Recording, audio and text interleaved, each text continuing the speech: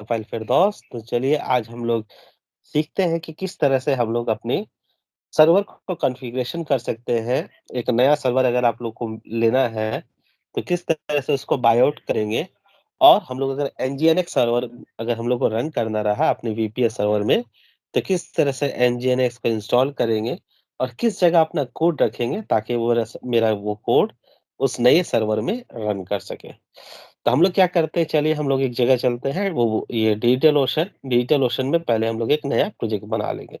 तो इस तरह से आप नया न्यू प्रोजेक्ट्स में जाएँगे, न्यू प्रोजेक्ट्स में जाने के बाद एक नाम लिखेंगे, डिस्क्रिप्शन लिखेंगे और एक पर्पस बना के एक नया प्रोजेक्ट बना लेंगे। तो फॉर दैट इसलिए मैंने क्या किया है, एक नया अपना एक प्रोजेक्ट बना लिया है जिसका नाम दिया है टेक्नोफाइल फिरदौस। तो ये आपका एक नया प्रोजेक्ट बन जाएगा। प्रोजेक्ट बनने के बाद आपको डिफरेंट ऑप्शन होता है कि ये प्रोजेक्ट के अंदर क्या बनाना चाह रहे हैं। डेटाबेस या ऐप सर्वर या फंक्शन, दोस थिंग आपको ऑप्शन देता है। उसके लिए देखिए क्रिएट क्रिएट का बटन है। क्रिएट बटन में आपको डिफरेंट ऑप्शन मिल जाएगा कि आपको ड्रॉपलेट बनाना है, Kubernetes, app app platform, function, database blah, blah, blah. छोटा फंक्शन, छोटा कोड के लिए अ, आपका ऐप प्लेटफ़ॉर्म आपके लिए काफ़ी होगा, वो आप बना सकते हैं।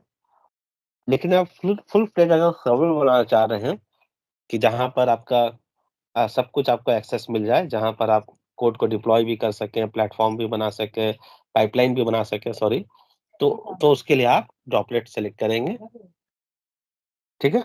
तो what we will do, we will select the droplet. Droplet select करेंगे, ड्रॉपलेट सेलेक्ट करने के बाद हम लोग ऑप्शन मिलेगा कि किस रीजन में हम लोग ड्रॉपलेट सेलेक्ट करना है। तो रीजन हमेशा आपका नियरेस्ट जो लोकेशन होगा, वो सेलेक्ट करना। जैसे मैं इंडिया से हूँ, तो मेरे लिए बैंगलोर बैंगलोर देन आपको किस किस इमेज में क्या आपके जो ड्रॉपलेट बनेगा उसमें आपको क्या ओएस यूज़ करना है, तो यहाँ आपको ऑप्शन मिल जाता है। मैं उबुंटू यूज़ करता हूँ, उबुंटू वर्ज़न 24 ये आपको सेलेक्ट कर लेना है। देन आपका पर्पस क्या है, जो आपका सीपीयू होगा, वो किस लिए बनाना है, शेयर्ड सीपीयू या डेडिकेटेड सीपीयू। तो बेसिक आप शेयर्ड कर सकते हैं या फिर डेडिकेटेड आप भी सीपीयू सेलेक्ट कर सकते हैं, ठीक है? तो यहाँ आप नीचे आप पढ़ सकते हैं कि किस लिए आपको सीपीयू बनाना है, यहाँ पे सारा उसका ऑप्शन मिल जाता है, ठीक है? तो सीपीयू इंटेंसिव आपका प्रोजेक्ट होगा तो सीपीयू ऑप्टिमाइज़, अगर आपका मेमोरी इंटेंसिव होगा तो मेमोरी ऑप्टिमाइज़ और अगर आपका स्टोरेज इंटेंसिव प्रोजेक्ट होगा तो स्टोरेज ऑप्टिमाइज़ और अगर जनरल प्रोजेक्ट होगा तो जनरल। देन आपका सीपीयू ऑप्शन, यही ऑप्शन के हिसाब से आपका चार्जेस बढ़ता घटता है, ठीक है? ये रेगुलर और ये आपका हो गया इंटर, ओके? ये प्रीमियम, तो इसके हिसाब से आपका चार्जेस कम बेसी होगा पर मंथ। एंड देन आपका डिस्क आपका 1 एसडी लेना है, एसएसडी या 3 एसएसडी, ये डिपेंड करता है आपका लोड के ऊपर। जितना ज़्यादा एप्लीकेशन उतना ज़्यादा आपको एसएसडी लेना पड़ेगा। और यहाँ वॉल्यूम, माने आपको लगता है कि अगर आपका ये जो वॉल्यूम बता रहा है, यहाँ से आपका वॉल्यूम ज़्यादा पड़ेगा, तो यहाँ से आप ऐड भी कर सकते हैं। एंड लास्ट थिंग कि आपको ये ऑथेंटिकेशन मेथड यूज़ करना होगा, वेदर आप पासवर्ड के थ्रू आप इस सर्वर में लॉगिन करना चाहते हैं वो, और ये आप एसएसएच की के थ्रू। तो अगर पासवर्ड के थ्रू करना चाहते हैं तो यहाँ पर पासवर्ड थ्रू बनाना पड़ेगा और अगर आप एसएसएच की के थ्रू करना चाहते हैं तो आपको यहाँ पे एसएसएच की एंटर करना होगा। एसएसएच की का मैंने डिटेल यहाँ पे मैंने दे दिया है। अगर आप इसे फॉलो करेंगे तो आप एसएसएच की के थ्रू आप कर सकते हैं, ठीक है? तो मैं यहाँ पर उसका सारा स्टेप यहाँ लिख दिया हूँ। तो यहाँ पासवर्ड सेलेक्ट करके के पासवर्ड दे करके दैट्स इट। आप यहाँ क्रिएट ड्रॉपलेट में करेंगे तो क्या होगा, आपका एक ड्रॉपलेट क्रिएट हो जाएगा। ओके, मैंने आपको एक सर्वर क्रिएट कर दिया। अब ना इस सर्वर पे आप खुद के हिसाब से सारा कॉन्फ़िगरेशन करेंगे कि अब सर्वर किस तरह का होना चाहिए, इसमें आपका माने कि ये सर्वर किस किस तरह का होना चाहिए, वेदर ये अपाची सर्वर होगा या एनजीएनएक्स होगा, ठीक है? वो आप डिसाइड करेंगे। इसमें कोई भी अगर आपको एप्लीकेशन इंस्टॉल करना है जैसे नोड.जेएस, गिटहब, रिएक्ट, जावा, पाइथन तो उसे आप इंस्टॉल कर सकते हैं। तो उसके लिए आपको क्या करना पड़ेगा, आपका ड्रॉपलेट क्रिएट होने के बाद देख लेना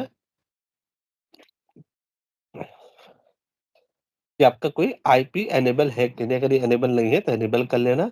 ये आईपी आपका सबसे इम्पोर्टेंट होगा, ये आईपी के थ्रू आप इस पेज को एक्सेस कर सकते हैं, इस सर्वर को एक्सेस कर सकते हैं। तो अभी अगर मैं इस आईपी को अगर मैं हिट करता हूँ,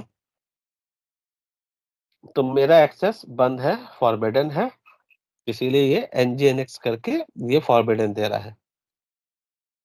अगर आपके मशीन में nginx भी नहीं होगा, तो ये सर्वर नॉट रीचेबल इस तरह का कुछ बता देगा, ठीक है? तो चलिए, हम लोग क्या करते हैं, अभी से हम लोग एक्सेस करते हैं। एक्सेस करने के लिए आइदर ये कंसोल से जा सकते हैं या फिर यहाँ पे जाएँगे, ये लॉन्च ड्रॉपलेट आप एज़ अ रूट आप लॉगिन हो जाएँगे। तो मैं अपने एप्लीकेशन में वहाँ से मैं लॉगिन हो गया हूँ। अच्छा, मैं इससे बाहर निकल जाता हूँ सो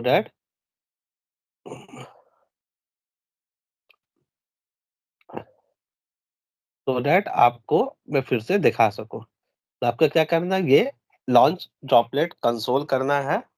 ये आपका एसएसएच ये सारी चीज़ को आपका रजिस्टर करेगा और ये कनेक्ट करेगा। देखिए कनेक्टेड हो गया, इट्स मीन हम लोग अपने सर्वर में चले आए, ठीक है? नाउ मेरा मोटो है कि मैं अपने मशीन में अपाची नहीं इंस्टॉल करूँगा। मैं अपने मशीन में nginx इंस्टॉल करूँगा। उसके लिए क्या करूँगा, मैंने यहाँ पर इसमें सारा स्टेप लिख दिया है कि किस तरह से हम लोग nginx इंस्टॉल करेंगे।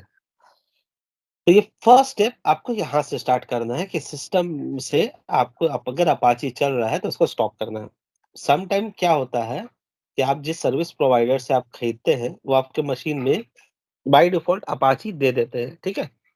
उससे प्रॉब्लम क्या होता है कि आप जब फिर से जब किसी चीज़ को अगर अब तो आप सोचेंगे कि nginx में इंस्टॉल करूँ, लेकिन पहले से अपाची है, तो बेफिज़ूल का वो स्पेस लिया रहता है और बेफिज़ूल का उसका डिपेंडेंसी इंस्टॉल रहता है। तो हम लोग पहला स्टेप क्या करेंगे कि हम लोग अपाची को हटा ही देंगे, ठीक है? हटा करके हर तरह से अपना इसको क्लीन कर देंगे सो दैट मेरे प्रोजेक्ट में ज़्यादा अनवांटेड थिंग ना हो। तो मैं अपाची को पूरा पूरे रिमूव कर देता हूँ, ठीक है? इट मे और मे नॉट नीडेड, बट ये रिकमेंडेड है कि ओके जब आप काम जब करें, तो आप इस चीज़ को रिमूव कर दें। तो क्या होता है कि आपका जो भी अपाची इसमें का जो भी डिपेंडेंसी या जो भी चीज़ होता है, वो सारा आपका रिमूव्ड हो जाता है, ठीक है? और मैं क्या करता हूँ, जो भी रिलेटेड डिपेंडेंसीज़ है, मैं उसे भी रिमूव कर देता हूँ। वेरी ईज़ी, मैं जस्ट वहाँ से स्टेप ले रहा हूँ और मैं उसे यहाँ पर फॉलो कर दे रहा हूँ, ठीक है? तो सारा डिपेंडेंसी इंस्टॉल हो गया, अभी कुछ नहीं था तो कुछ नहीं हुआ। अब मैं क्या करता हूँ, ये कमांड कुछ टाइप करता हूँ, ओके? यहाँ पे 3 कमांड एक साथ में टाइप कर देता हूँ कि मैं अपना सर्वर को मैं थोड़ा अपग्रेड करता हूँ। क्या किया है यहाँ पे? देखिए इसको क्लीन किया है, फिर इसे अपडेट कर रहा है सर्वर को और डिस्टेंस को भी अपडेट कर रहा है। ये सारा कर देता हूँ, ये सारा देखिए आपका अपग्रेड कर रहा है, ठीक है?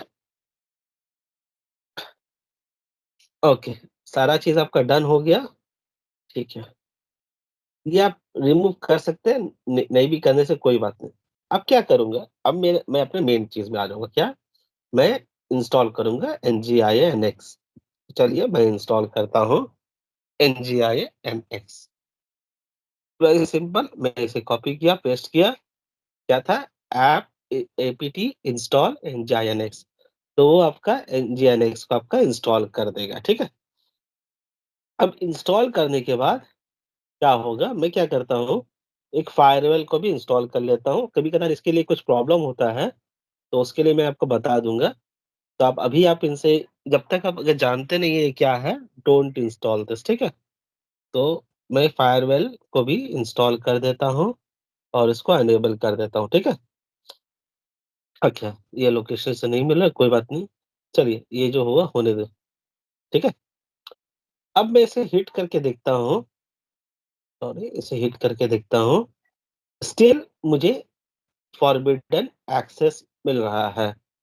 क्यों मिल रहा है? जनरली इसके बाद आपका